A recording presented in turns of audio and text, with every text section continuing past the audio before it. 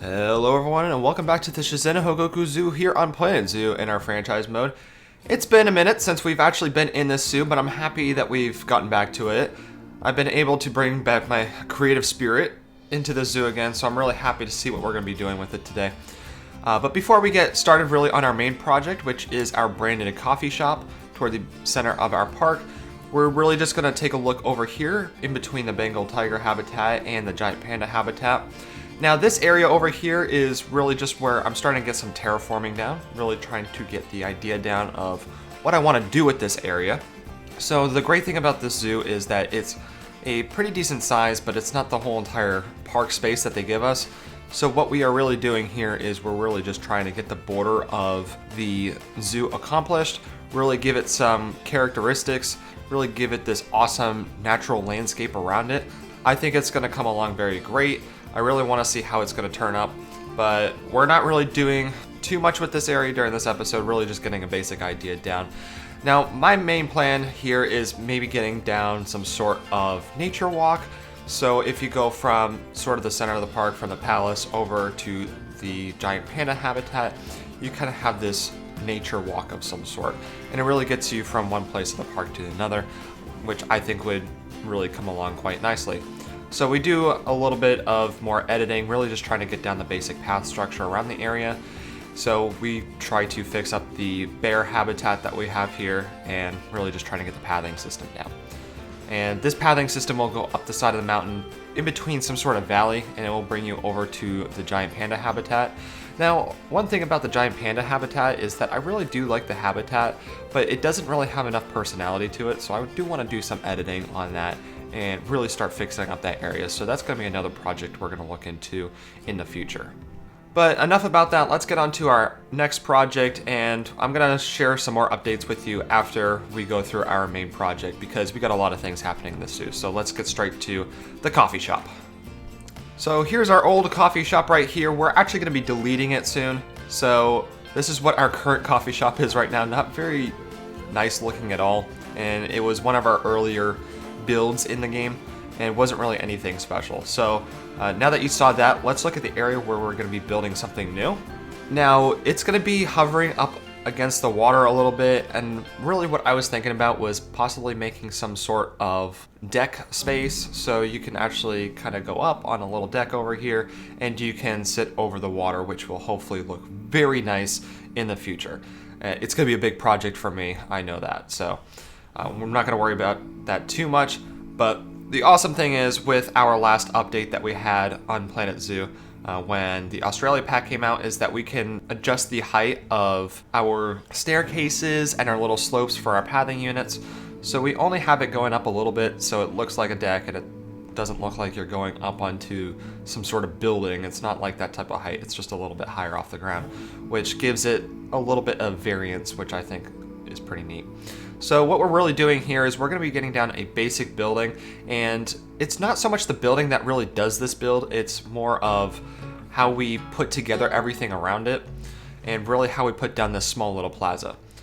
Now what we do is we have a plaster wall, and then we have an outer perimeter of this stone that is used for more of a foundation, which typically works out very well, and it's something that I've been doing with many of the buildings around the zoo. So I think it looks pretty nice when we do that. We do end up filling the foundation down all the way into the water. I didn't think it would have worked properly if we had it so it was on wood pillars, and that's how it was on the water, because it's not how we typically see these buildings structured. And it fits with the same theme as the big tower in the middle of the lake there, which is also our staff building. Now we also do have this little space just to the right of this building. I do want to talk a little bit about it while I do the basic structures of this building. So that little space over there is being worked on, and I actually have some plans for that. We only have one more animal, I think. Maybe there's two more. I think there's one more animal that fits with the East Asia theme, and those are those Japanese monkeys. I forget what they're actually called. I'll put that on the screen because I should have done my homework. But I really do think it would be pretty cool putting in some sort of habitat there, and I think it will be a walk-through habitat, considering that they are pretty confident with humans. So that will add something pretty cool to our zoo, so look forward to that in the future. But getting back to the speed build here of the coffee shop, now to make it East Asia themed, we have to throw in some awesome windows. We have a lot of wood, we have some stone for the foundation, we throw in the windows, we don't throw it in toward the front for a reason, and I'll show you what we do with that later, probably toward the end of the video. We also do have a branded sign that's sitting on top of the building. I really wanted to add that there so it adds some more depth to the roof of our building and really put some more decoration up there, and it actually brings the building together pretty neatly, I think. And what it does is it really fits in with the Planet Zoo theme, so we're really seeing the functionality of the zoo turning up as we add in certain characteristics such as that sign. Now with this deck here, this is the biggest part that really adds some cool characteristics to this building. What we do is we use a lot of wood to really put together this deck. We have this little log-like structure toward the front of it, in between the two pathways that lead you up to the coffee shop. So what we're gonna do with this area is we're gonna make it into a little garden.